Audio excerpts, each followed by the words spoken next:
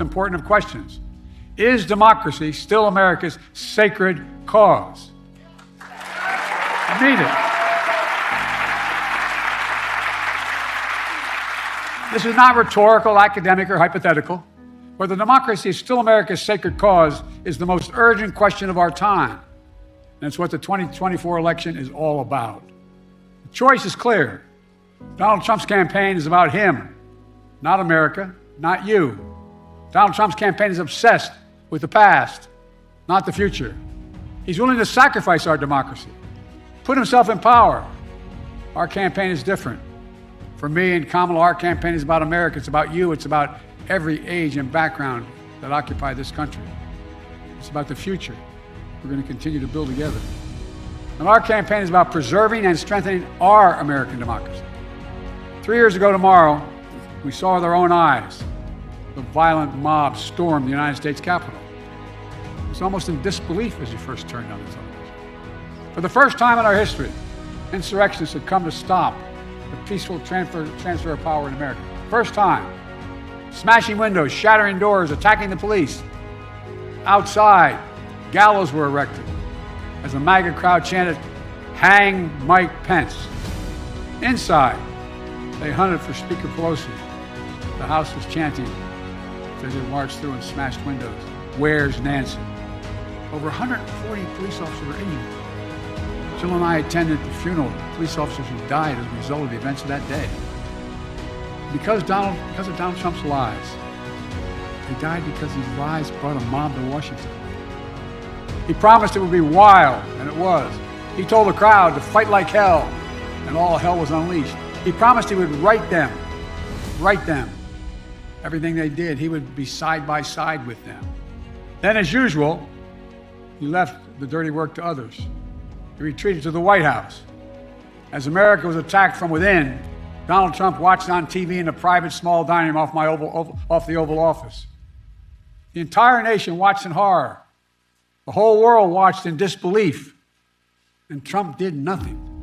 Members of his staff, members of his family, Republican leaders who were under attack at that very moment, pled with him.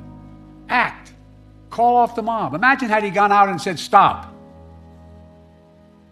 And still, Trump did nothing. It was among the worst derelictions of duty by a president in American history.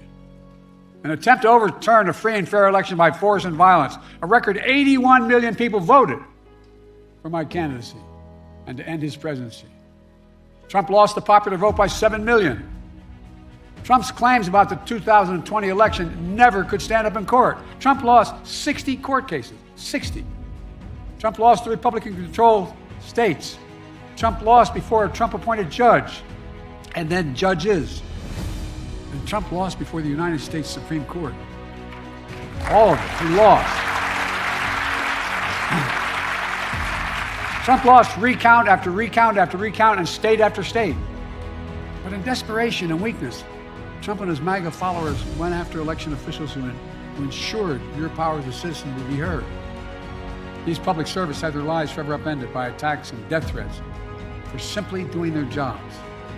In Atlanta, Georgia, a brave black mother and her daughter, Ruby Freeman and Shay Moss, were doing their jobs as elected workers until Donald Trump and his MAGA followers targeted and threatened them, forcing them from their homes and unleashing racist vitriol on them.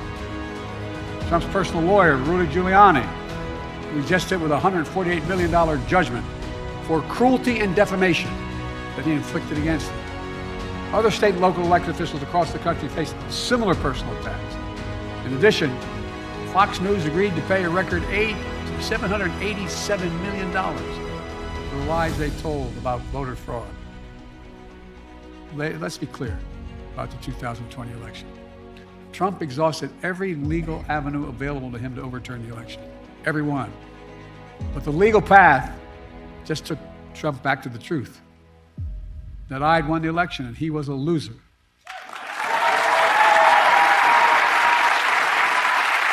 Well, so knowing how his mind works now, he had one act left. One desperate act available to him. The violence of January the 6th. And since that day, more than 1,200 people have been charged for their assault on the Capitol. Nearly 900 of them have been convicted or pled guilty. Collectively, to date, they have been sentenced to more than 840 years in prison.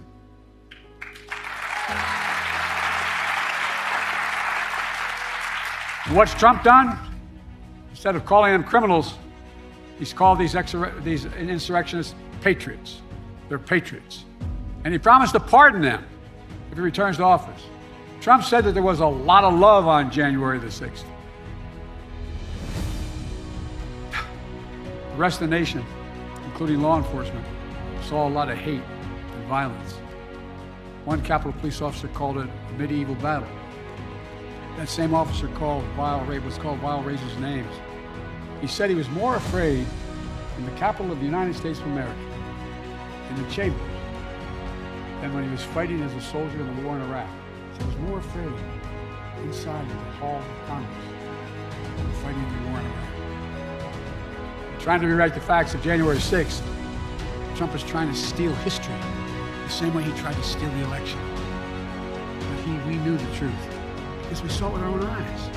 This wasn't like something a story being told. It was on television repeated. We saw it with our own eyes. Trump's mob was a peaceful protest. It was a violent assault. They were insurrectionists, not patriots. They weren't there to uphold the Constitution. They were there to destroy the Constitution. Trump won't do what an American president must do. He refuses to denounce political violence. So hear me clearly. I'll say what Donald Trump won't.